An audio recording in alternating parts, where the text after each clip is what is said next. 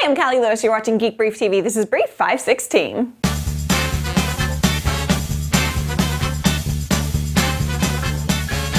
Something happened on the cordoned off U.S. part of the internet in the last 24 hours that I think is really cool. Jason Kilar, the CEO of Hulu, posted to the Hulu blog that Hulu content would no longer be allowed to be available via Boxee. Quite frankly, I think Hulu fans like Hulu because Jason gets internet people. He's one of us, so he knows forcing Boxee to stop providing Hulu content is a boneheaded move, but his hands are tied.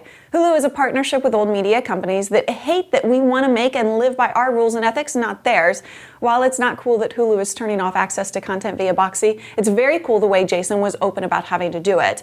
The reason I know it's cool is that the comments are civil. It's nice to see that because those of us in the Boxee community aren't very happy with the move. Avner Ronan over at Boxee responded with a civil post of his own that explained, with very few capital letters, that they pleaded with Hulu not to force this. The sad part of the whole story is that both Hulu and Boxee share a major goal. Both services want to provide legal sources of content, but I guess this makes it possible for old media to think they've won a victory over the evil internet.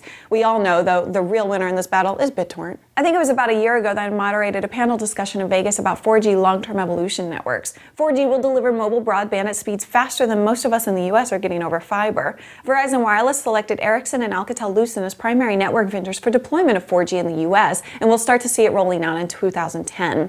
Field tests in a handful of cities throughout the world have demonstrated download peak speeds up to 60 megabits per second. This is going to provide major benefits to anyone who wants to create and share HD content using the internet. Right now, when we take a road trip, it takes hours for us to upload a short episode of Geek Brief TV using mobile broadband. Imagine having the ability to shoot an HD video and deliver it in a matter of minutes. AT&T also announced their own 4G rollout, but it won't happen until 2011. Flashlights are necessities, but I've always hated the circle within a circle illumination pattern that's typical of pretty much every flashlight I've ever experienced.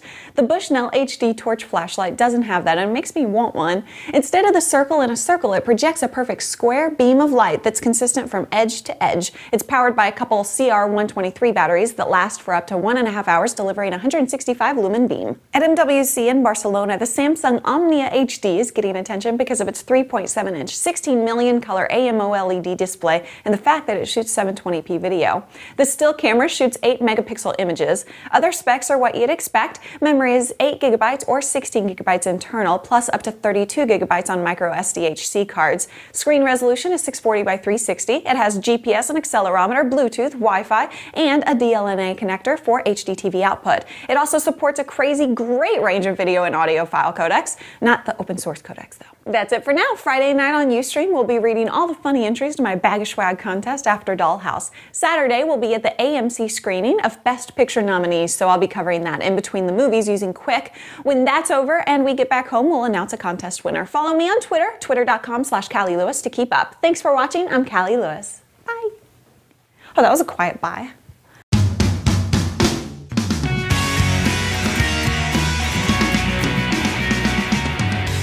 That's it for now. Friday night on Ustream, we'll be reading all the funny entries to my Bag of Swag contest after Dollhouse. Saturday, we'll be at the AMC screening of Best Picture nominees.